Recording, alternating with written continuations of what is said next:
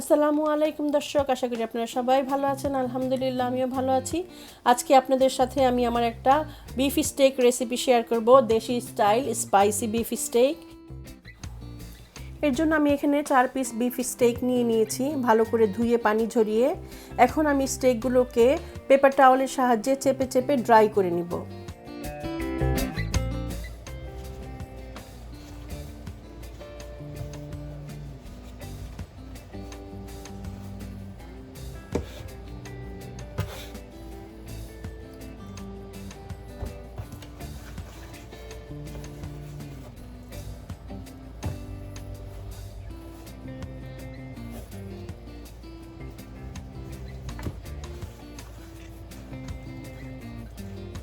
মশলার জন্য আমার যা যা লাগবে, আমি এখানে একটা বোলে 1 টেবিল চামচ মরিচের গুঁড়া, 1 টেবিল চামচ জিঞ্জার পাউডার, 1 টেবিল চামচ গার্লিক পাউডার, আপনি চাইলে এখানে গার্লিক জিঞ্জার পেস্ট ইউজ করতে পারেন। আর নিয়ে নিব 1 টিস্পুন ডিজন মাস্টার্ড, আপনি চাইলে যে কোনো সরিষা বেটে নিতে পারেন। আর নিয়ে নিব 1 টেবিল স্পুন এইচপি সস, এটা অপশনাল, আপনি চাইলে নাও দিতে পারেন। লাগবে 1 টিস্পুন ভাজা জিরার গুঁড়া, দিয়ে দিচ্ছি 1 টেবিল স্পুন ব্রাউন সুগার,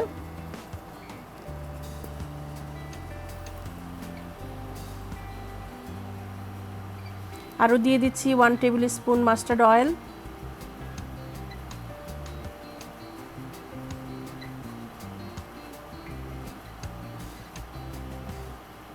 দিয়ে দিচ্ছি হাফ টি স্পুন বিট লবণ,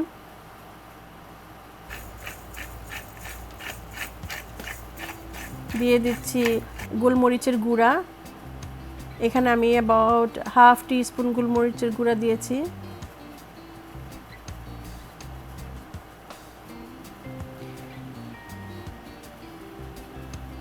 দিয়ে দিচ্ছি স্বাদ মতো লবণ। এখন আমি আমার হাতটা ভালোভাবে পরিষ্কার করে নিয়ে সবগুলো মশলা একসাথে ভালো করে মিক্স করে নেব।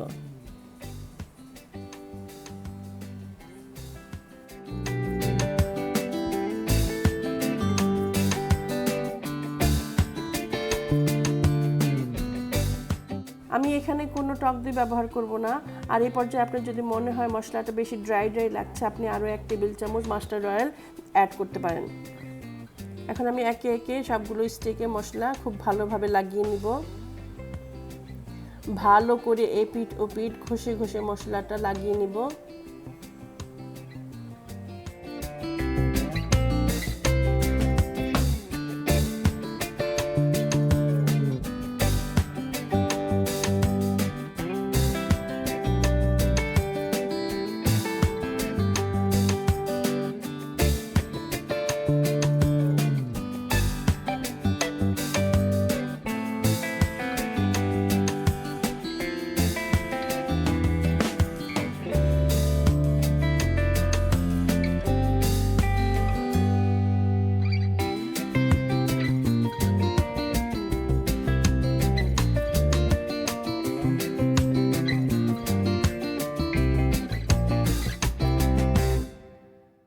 এইভাবে সবগুলো স্টেকে আমি মশলা লাগিয়ে নিব।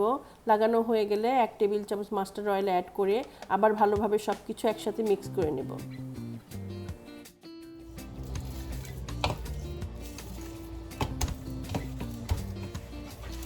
সবগুলো মশলা আমার লাগানো হয়ে গেলে আমি এখন একটা ক্লিন র্যাপ দিয়ে বোলটাকে ঢেকে দিব এবং রেখে দিব মেরিনেশনের জন্য 5 থেকে 6 ঘন্টা। আপনার হাতে যদি সময় না থাকে, অ্যাটলিস্ট 1 ঘন্টা হলেও আপনাকে মেরিনেশনের জন্য সময় দিতে হবে, তা না হলে আপনার মাংস জুসি এবং টেন্ডার হবে না।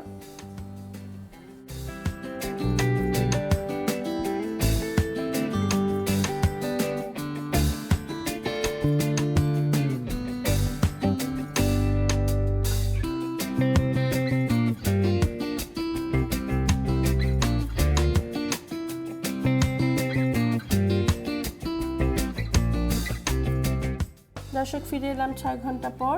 আমার স্টেকগুলো খুব ভালোভাবে মেরিনেট হয়ে গেছে। দেখেন একটুও পানি বের হয়নি, কারণ আমি এখানে কোনো টক দই ইউজ করিনি। আর মাংসটা খুব ভালোভাবে ড্রাই করে নিয়েছিলাম, যার কারণে আমার মাংসটা থেকে এখন আর পানি বের হবে না। আমি এখানে একটা ক্যাস্ট আয়রন ফ্রাই প্যান নিয়ে নিয়েছি। যখন গরম হয়ে গেছে এর মধ্যে দিয়ে দিয়েছি 1 চামচ ঘি। ঘিয়ের কারণে আপনার স্টেকে খুব সুন্দর একটা ফ্লেভার নিয়ে আসবে। এখন আমি মিডিয়াম হাই হিটে স্টেকগুলো ভেজে নিব।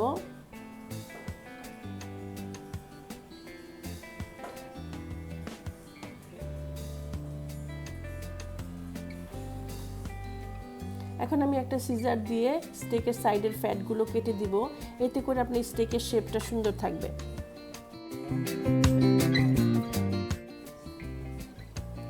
এখন আমি উল্টে পাল্টে দিব। স্টেক আমরা ওয়েলডান লাইক করি, আমরা ওয়েলডান করে নিব। এর জন্য এক এক সাইড 8 থেকে 10 মিনিট করে আমি ফ্রাই করে নিব। আপনারা মিডিয়াম রেয়ার চাইলে 7 মিনিট করে এক এক সাইড ফ্রাই করে নিতে পারেন।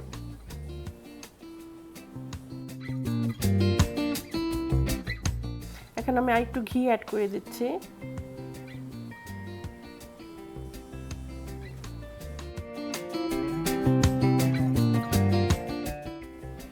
আপনি চাইলে আপনার স্টেকগুলো আপনি গ্রিল প্যানেও ফ্রাই করে নিতে পারেন, তবে আজকে আমি ক্যাস্ট আয়রন প্যানে ফ্রাই করে নিচ্ছি।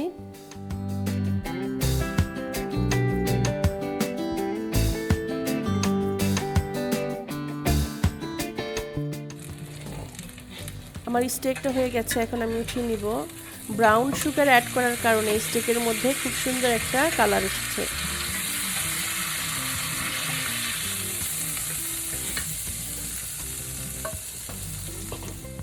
এভাবে করে আমি একে একে সবগুলো স্টেক ফ্রাই করে নিব।